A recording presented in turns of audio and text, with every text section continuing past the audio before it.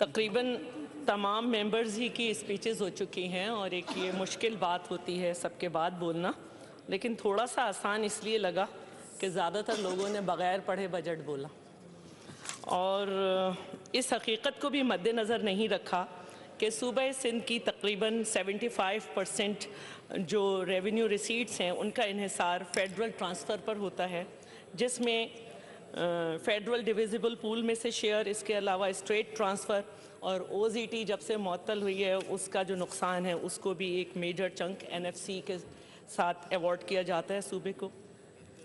Budget का तज्ज़िया करते वक्त इन हक़ाइक़ को मद्देनज़र रखना चाहिए क्योंकि फ़ेडरल ट्रांसफ़र्स की कमी डायरेक्टली न सिर्फ बजट प्रिपरेशन पे इफ़ेक्ट करती है, इसके साथ साथ जो हमारे तरक्याती और गैर तरक्याती काम होते हैं उन पर भी असरअंदाज होती है।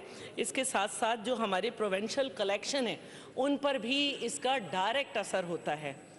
2-3 मेंबर्स के अलावा, और उन्होंने भी बहुत ही सरसरी,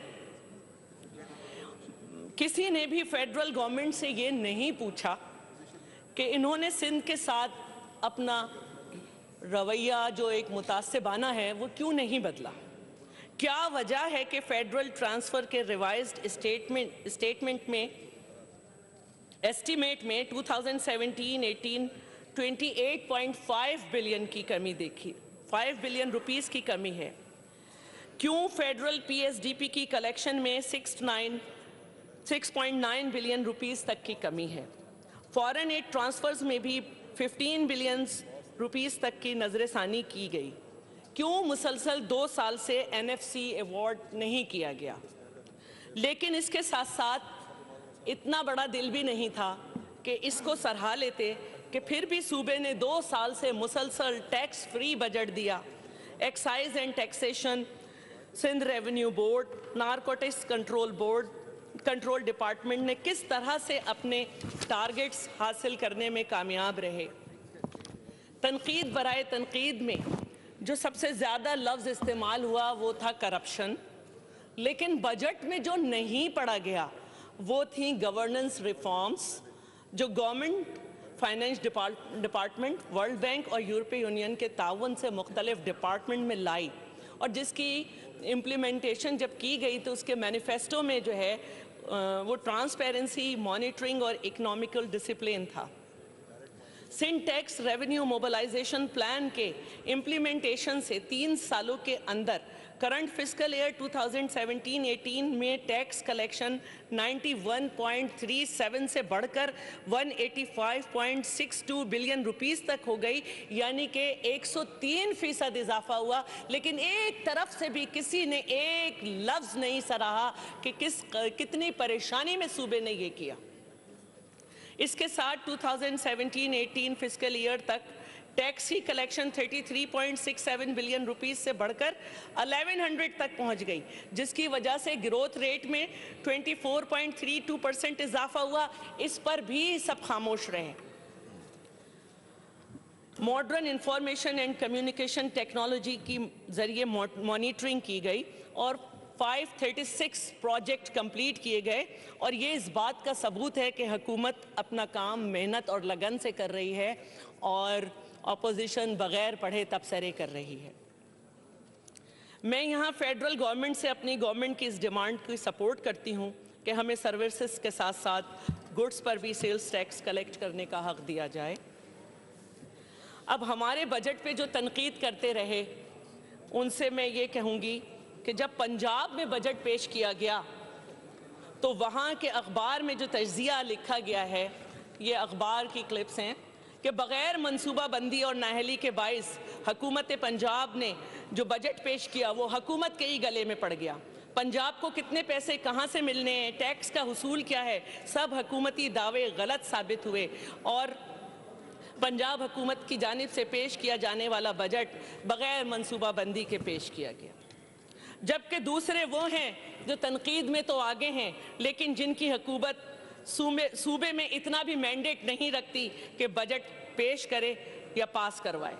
मैं तमाम मेंबर्स से अपील करती हूँ कि हमारा सूबा है, इसकी बेहतरी के लिए आप ज़रूर बजट को एनालाइज़ करें, इसके मनफी जितने भी पॉइंट्स हैं उनको बताएं, लेकिन सूबे से मोहब्बत का तकाजा यही है कि वफाकी हुकूमत ने जो हमारे सूबे के हकूक़ अदा नहीं किए हैं और हमारा हिस्सा भी अपनी सूबाई गवर्नमेंट पे लगा रही है, उसके ख़िलाफ़ हमारे साथ आवाज़ बुलंद करें। जनाब स्पीकर, तरक्की याफ्ता ममालिक में भी सबसे ज़्यादा अमन व अमान, तालीम, सेहत, इस तरह पावर शॉर्टेज, इन सब चीज़ों पर बात की जाती है। हमारे यहाँ भी ये तीनों डिपार्टमेंट काफ़ी जद में रहे और अच्छी बात है। अमन को तनकीद का निशाना जब बनाया गया, अमन व अमान को, तो एक दफ़ा फिर ये था कि करप्शन का लफ्ज़ उरूज पे था, लेकिन इसको किसी ने नहीं सराहा कि लास्ट ईयर हमने 18,500 के करीब NTS से एहलकार भर्ती किए थे और इस साल हमने 10,000 भर्ती किए हैं NTS से। लास्ट ईयर हमने 3,000 को फौज से ट्रेनिंग कराई थी और इस दफ़ा भी हमने इसके लिए बजट एलोकेट किया है। ड्राइविंग लाइसेंस आवाम की सहूलत के लिए घर पहुंच रहे हैं। वन विंडो ऑपरेशन जो है वो शुरू किया जा रहा है। अब मैं सिर्फ एक बात जिसका मुझे बहुत अफसोस हुआ कि पूरी दुनिया में एक सोशल बिहेवियर है अगेंस्ट द वुमेन, जिसके ख़िलाफ़ हम कभी भी बोलने से पीछे नहीं रहते, लेकिन उसके साथ साथ इस पे हम सियासत नहीं करते। कुछ ऐसे वाक़यात जिसमें इस तरह नाम भी नहीं लेना चाहिए, उन ख़वातीन का नाम लिया गया जिन पे कभी ना कभी कोई मसाइल रहे। पिताफी साहब यहाँ मौजूद हैं, उन्होंने बता भी दिया कि कौन लोग उन हरकत में मुलव्वस थे उनके हल्के में, लेकिन ये तनकीद भी हो जाती। लेकिन ये ज़रूरी था कि जब आप तनकीद करते हैं तो हमारे शहीद लीडर्स को भी नहीं आप छोड़ते। ये तो सोचने की बात है कि आप खुद भी जब नाम लेते हो उनका तो आप शहीद कहते हो, लेकिन जब हमसे बात करते हैं और फजूल बात पे आप कह रहे हैं कि जी ये वाले वाक़यात हुए ख़वातीन की ज़्यादती के साथ, तो फिर आपके लीडर के तो मुकद्दर में हमें मालूम है कि शहादत नहीं है, क्योंकि उनके नज़रिए ही नहीं है कोई। लेकिन अगर ऐसे ही बात है तो आपके ज़िंदा तवाना लीडर्स की मौजूदगी में, ये मैं सबसे बात कर रही हूँ जो फेडरल गवर्नमेंट है, ये कसूर साने कसूर क्यों होता रहा, भावलपुर में क्यों वाक़यात हो रहे हैं, मॉडल टाउन में क्यों वाक़यात होते रहे। और दूसरे भी मैं उनसे कहूँगी कि जिन्होंने बहुत ज़्यादा तनकीद की और जिनको बहुत नाज है कि हमारी जो पुलिस है वो रिफॉर्म्ड है, शायद क्योंकि आजकल वो बहुत नाम लेते हैं चीफ जस्टिस वगैरह का, तो जस्टिस फाइज ईसा के भी रिमार्क्स पढ़ लेते कि ये रिफॉर्म सिर्फ जो है वो सोशल मीडिया तक हद तक हैं, वरना फिर मैं भी इन वाक़यात का जिक्र करूं, मशाल का, आसमा रानी का, अस्मा का, ये सारे वो वाक़यात हैं जो सामने नज़र आ रहे हैं। लेकिन इससे भी जो बड़ा वाक़या है वो ये है आपकी बैड गवर्नेंस का। ये मैं नहीं, ये पाकिस्तान न्यूज़ डेस्क से जो है असद मिर्ज़ा की रिपोर्ट है। पेशावर में आर्मी पब्लिक स्कूल के हमले में मुलव्वस कल अदम ग्रुप ने पेशावर के ताजरों से भत्ता इकट्ठा करना शुरू कर दिया है। पुलिस की सरद मोहरी के बाइस ताजिर लाखों रुपए रोज़ाना तालिबान को हुंडी के जरिए भिजवा रहे हैं। तहरीक इंसाफ के सरबरा और वज़ीर आला पख्तूनख्वा के दावे बस मीडिया की हद तक दुरुस्त हैं, अमली तौर पर हर पेशावर का ताजिर भत्ता दे रहा है। ये मैं नहीं कह रही, ये अखबार कह रहे हैं वहाँ के। तालीम को जब बहस की गई तो बड़े जज्बाती मनाजिर देखने में आए, यहाँ तक कि ऐसा भी हुआ कि ये तजवीज़ दी गई कि सारा बजट तालीम पे रख देना, सेहत ना, अमन अमान, ना रोड, ना रस्ते, ना इरिगेशन, ना कुछ। हद होती है इन प्रैक्टिलिटी की। लोग ज़ोरे खिताबत में यहाँ तक चले गए कि इदारे का नाम लिए बगैर कहा कि वो एजुकेशन डिपार्टमेंट के साथ काम करने को तैयार नहीं, और ज़ोरे खिताबत में ये भी भूल गए कि 2000 से 2006 तक लोकल बॉडी एक्ट के तहत तमाम primary, secondary school, college local bodies के ज़ेरे इंतज़ाम थे, और 2006 से नए लोकल बॉडी के इलेक्शन तक गवर्नमेंट के प्राइमरी स्कूल, सेकेंडरी स्कूल, ये तमाम लोकल बॉडीज़ के पास थे। और इस दौर में लोकल हुकूमत देही सिंध में और शहरी सिंध में पीपल्स पार्टी के पास नहीं थी। आप बग़ैर सोचे समझे ज़ोरे खिताबत में जो है अपनी कारकर्दगी के मलबे हम पे डाल रहे हैं। ऐसा तो नहीं है कि हम लोग सो गए हैं, आपके मलबे हटाते हटाते हम यहाँ तक आए हैं, आप कहते हैं कि आपने ख़राब कर दिया। एक साहब ने नाम तो नहीं लिया लेकिन कहा मुझे ही था, खाला कहकर यूनिवर्सिटीज़ के नाम मांगे थे, आज वो आए नहीं हैं। खाला कहने पे मैं बहुत खुश हूँ, क्योंकि आपके यहाँ तो अपनी ख़वातीन को महाजबीन कहने का रिवाज।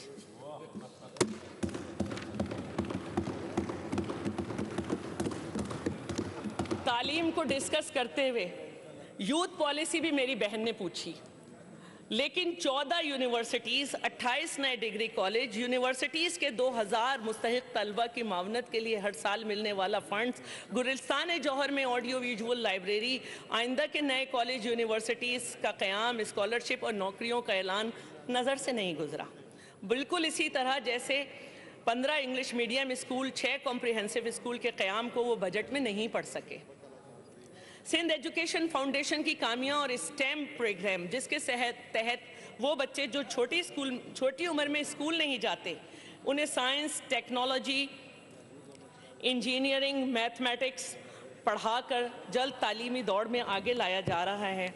इसको भी तनकीद का इस तरह निशाना बनाया गया जैसे एजुकेशन डिपार्टमेंट की जराइम की फहरिस्त हो, जब इसके जवाब में अगर हम विफाक से ताल्लुक़ रखने वाले और उनके सपोर्टर से सिर्फ एक ये रिपोर्ट है, इस पे अगर बात कर लें, दानिश स्कूल में 75 करोड़ 91 लाख की माली बदउनवानियों का इंकशाफ। सुप्रीम कोर्ट ऑफ पाकिस्तान ने चेयरमैन नैब को हिदायत की है कि वो बग़ैर किसी दबाव के तहक़ीक़ात जारी रखें और ज़िम्मेदारों के ख़िलाफ़ एक्शन लिया जाए। ये है आपके दानिश स्कूल फेडरल का कारनामा। इसके साथ साथ यहाँ पर ये बात की गई कि जनाब तीनों मेंबर ने की बात की, इतने बच्चे स्कूल से बाहर हैं, इतना ये है, इतना ये है, और हम तो सिंधी नस्ल जो है उसको जाहिल कर रहे हैं। तो ये रिपोर्ट मैं पढ़ना चाहूँगी, ये केपी के एजुकेशन डिपार्टमेंट ने सुप्रीम कोर्ट में पेश की है, जिसमें पूरे केपी में 23% बच्चे स्कूल से बाहर हैं, यानी कि हर चौथा बच्चा स्कूल से बाहर है। 43,23,000 घरानों का सर्वे किया गया, जिसमें स्कूल जाने वाले बच्चों की तादाद 78,31,000, जिनमें से 60,17,000 बच्चे स्कूल में ज़ेरे तालीम हैं, 11,88,000 लड़कियां और 6,12,000 लड़के बाहर हैं। 11,52,000 बच्चे कभी स्कूल ही नहीं गए। ये है तब्दीली शुदा केपी। इसके अलावा 50% से ज़्यादा गर्ल्स स्कूल से बाहर हैं। जाली तब्दीली खटक साहब के हलके में भी आई है। 400 बच्चों पे मुश्तमिल जो स्कूल है, वहाँ पे बच्चे पहले आते हैं, खुद झाड़ू देते हैं, खुद सारा काम करते हैं, फिर कहीं जाके उनको पढ़ाया जाता है। चमकनी में तो मीडिया को इजाज़त ही नहीं दी गई स्कूल जाने की। और सबसे बड़ी बात, 1000 गवर्नमेंट स्कूल केपी में इसलिए बंद हो गए कि इनरोलमेंट और सेकेंडरी एजुकेशन डिपार्टमेंट ने कहा कि इनमें इनरोलमेंट जो है वो 40 से भी कम है बच्चों की। अब मुझे इस पे अफसोस ना होता कि चलो आपने ये कर दिया, लेकिन मुझे अफसोस इस बात पे हुआ कि रोज़ाना ये कहा जाता है कि हम स्टैंडर्ड बुलंद करेंगे, इंग्लिश मीडियम करेंगे, ये करेंगे। 1000 स्कूल आपके इसलिए बंद हो रहे हैं कि आपके पास इनरोलमेंट ही नहीं हो रही 40 तक। लेकिन आप कुछ पैसा लगाते, कुछ काम करते, लेकिन पैसा आपने कहाँ लगाया? After the latest release of fund, the official aid to the seminary will increase from 300 million to 577 million मौलाना समीउल हक के मदद से। ये होगा तब्दील शुदा केपी, जहाँ पे हर चौथा बच्चा बाहर होगा, स्कूल बंद होंगे 1000 से ज़्यादा, और मौलाना समीउल हक के मदरसे को इतने बिलियंस मिलेंगे। सेहत, हमारे पब्लिक प्राइवेट पार्टनरशिप की कामयाबी को देखते हुए तमाम सूबाई हुकूमतें हमसे मुशावरत में हैं। सिंध हुकूमत ने सेहत के गंभीर मसाइल और अपने वसाइल को देखते हुए सेहत के 1210 मराकज़ पब्लिक प्राइवेट पार्टनरशिप के ज़रिए NGOs को दी, जिससे हमारे अवाम को बहुत ज़्यादा सहूलतें मिली हैं। लेकिन हमारे लिए ये बहुत बड़ा ताना बना दिया गया, और हमारी एक PGI की मेंबर ने बहुत बड़ी बड़ी बातें की। उन्हें ये काम इसलिए पसंद नहीं आया, मैं दोबारा कह रही हूँ कि ये मैं नहीं कह रही। खैबर पख्तूनख्वा हुकूमत का एक और कारनामा, 17 अजला के सेहत मराकज़ का ठेका बग़ैर बोली के जहांगीर तरीन के हवाले। ऐसे ही तो ATM नहीं कहा जाता।